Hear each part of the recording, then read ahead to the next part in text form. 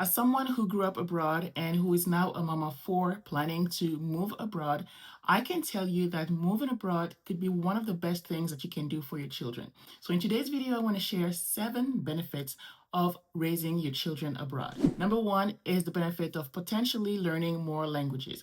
Depending on where you're planning to move to, if you're moving to a country where they speak a different language than English, or if they speak multiple languages, this is going to be a great opportunity for your children to be able to learn these languages easily. As kids, my brothers and I were basically fluent in 4 languages by the age of 10.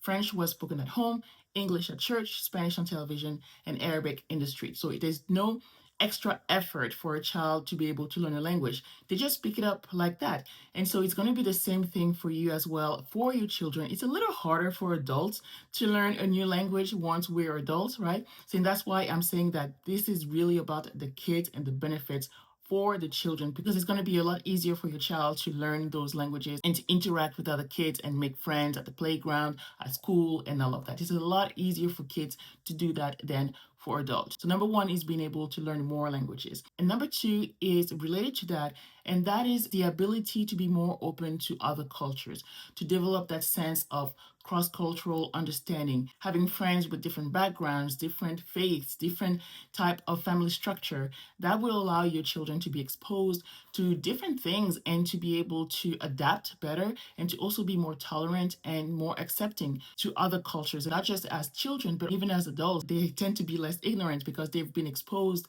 to multiple cultures and different ways of life.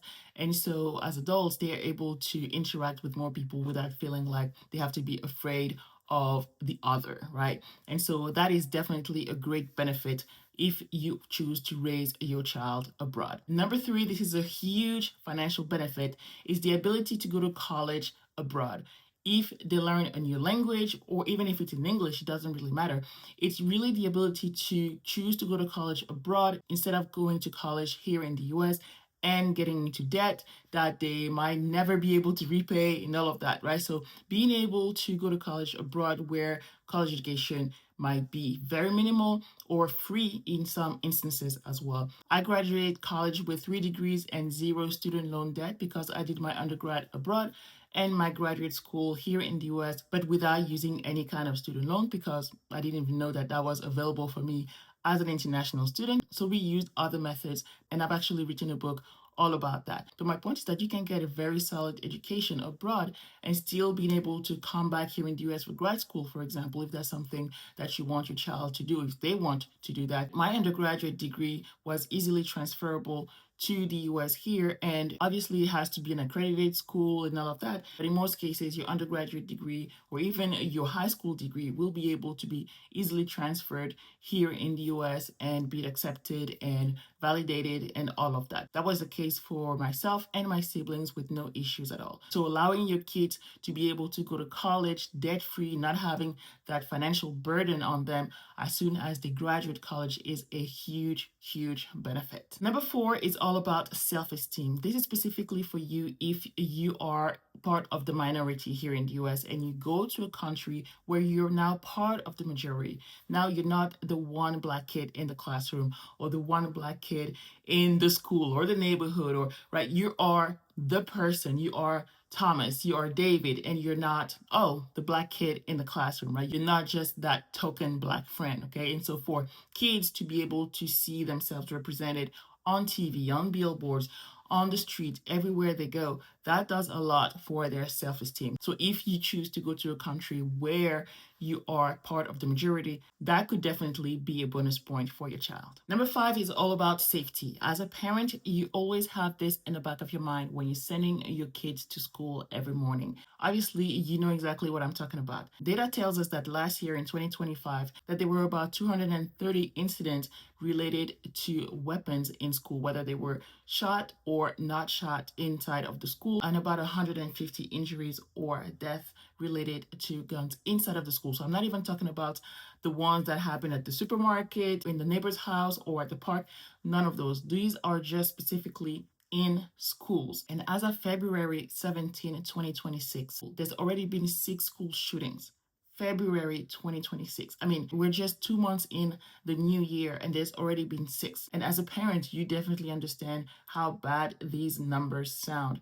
And so the idea of raising your child away from these scenarios is a huge benefit. I'm going to try to put the graph up here somewhere. The difference is just crazy to me. So it's a huge relief to be away from an environment where weapons are the number one cause of death of children. Number 6 is also education, but this time in terms of primary and secondary education. So as I said before, I did all my schooling until my undergraduate abroad, and then I came here for grad school, and most of my schooling was in the French system. When I graduated with my PhD and all of that and I went into academia, when I became a college professor here and I saw what was being taught at the undergraduate level, then I realized that many of the things that are being taught here in freshman and sophomore year are being taught in high school in the French system, because that's the one I'm familiar with. I don't know about the other systems, but I realized that the undergraduate system here in the US is not as solid as we think. My personal argument, and this is not a scientific study, it's just my own personal opinion, is that if you really want to go to college in the US, go to college in the US at the graduate level, because there's solid funding for research and for things that you really want to work on, like projects and stuff like that. But for undergraduate level, most students don't graduate in 4 years, they graduate in 5, 6, or 7 years. They're very likely to switch majors, and obviously they get more student loan debt because they spend more time in college. So I'm not saying that undergrad in the US is bad. Sure, you're going to get a solid education. However, it's not necessarily better than undergraduate education abroad. The one you're going to get abroad can be as good, if not better, than the one you will get here in the US. Obviously, I cannot really compare grad school and undergraduate because I came here for grad school, but I can tell you I was bored. I was so bored that I signed up to get a diploma in wedding planning because I had plenty of time. I personally found it very easy. I'm not like a top student, and it wasn't really hard to get a 4.0. And I mean, again, I'm talking about grad school here, not undergrad. But yeah, I didn't feel like it was as rigorous as I expected it to be. So again, that's from my personal experience. But in general terms, this is something that I've talked about with other international students who came here to the US for grad school. And we've all kind of agreed that what's being taught here in undergrad, the first year, second year, is usually taught in high school abroad. Last but not least, number 7, the seventh benefit of raising your child abroad is having more family time. The fact that most countries have more vacation times than the US, that means more time with the family. That could mean more travel. But at the end of the day, even during the day itself, the fact that your day and your week and your time is not overpowered by work and making money, you spend more time enjoying your family time, enjoying the fruit of your labor, the time, the vacation that you get to spend with your family instead of constantly being working and chasing more and more and more money. So whether you go to a country where kids get to go home to eat lunch and then go back to school, just like we did growing up, or the fact that they might not have school on Wednesdays, or the fact that they have more vacation days. These are all great elements that make for more family time. So again, at the end of the day, I wanted to share my perspective as somebody who grew up abroad and also now as a parent. As parents, we might worry a lot about how our kids are going to adapt, but I really believe that it's going to be easier for your child to adapt than yourself as an adult, because as adults, we still have to worry about what's for dinner, how to make money, paying the bills, and how we're making friends.